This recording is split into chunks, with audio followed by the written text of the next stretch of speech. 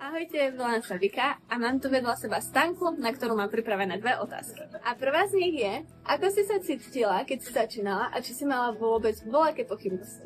Ahojte, no tak v prvom rade určite tam boli pochybnosti. Nevedela som, do čoho idem, keďže ja som teda taký like v tomto všetkom, v týchto číslach, ani v škole mi to nikdy teda až tak dobre nešlo. A určite môžem povedať, že je to môjim rozhodnutím spraviť veľký posun v živote. A keďže ja som bola iniciátor toho, že chcem od života viac, preto som sa vlastne Vike ozvala. No a druhá otázka na teba je, že kedy si prvýkrát povedala, že to pre teba má taký nejaký hlbší význam alebo celkovo zmysel? Tak prvýkrát, prvé to moje wow, keď som si vyťahovala peniaze a mohla som vlastne prispieť na dovolenku. A to bolo takéto moje, že wow, ono to ide, ono sa to dá, len treba chcieť, pracovať na sebe, na svojich takých tých myšlienkových pochodoch, ako čo, a nehľadať cesty, ako to nejde, ale skôr nájsť tú cestu, ako to ide. A ja viem, že to ide.